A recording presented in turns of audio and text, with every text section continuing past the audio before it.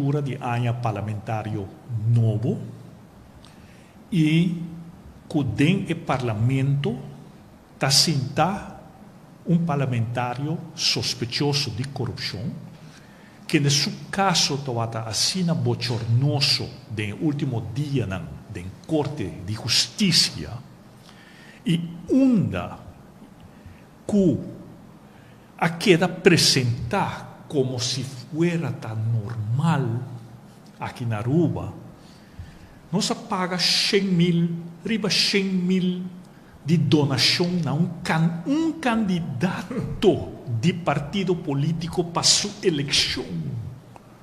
Suma ng grande to atakay dilante juez. Que tawardo donar como donação e tawardo apresentar como normal.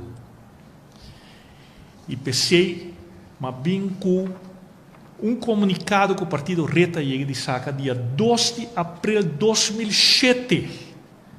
Fração de Reta urge para bem com lei de financiamento de partido não político.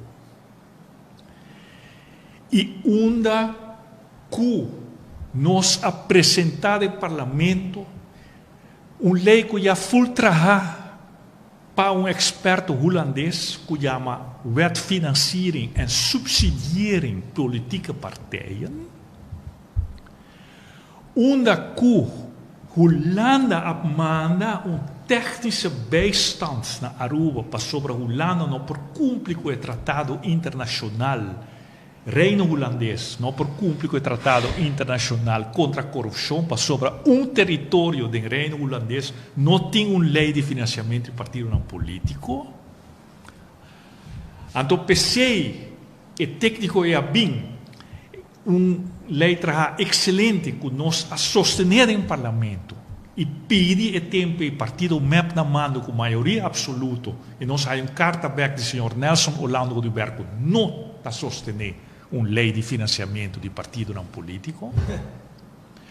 Para sobre se esse tempo e a vincune nos nota de corte que o acto não bochornoso aqui de parlamentário para sobre a regular ter certa quantidade de donação, de tempo e conceito da papel máximo 10.000 florin, como por de donação, como se pode registrar, e está subsidiar que o partido tem subsídio de governo, para assim que se a de podrenta e haja interno controle de conta do partido político.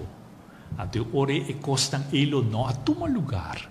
Para sobre gênero não vai donar 100.000 para sobre de regalo e da Gustavo. Sim. Não, para sobre hora que o podrenta governo, tenta vai governar.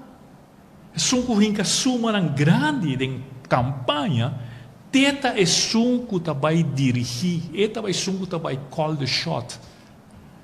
E bota mirada em corte, mas será do terreno, na tal gente que hinca tanto placa, então outro não por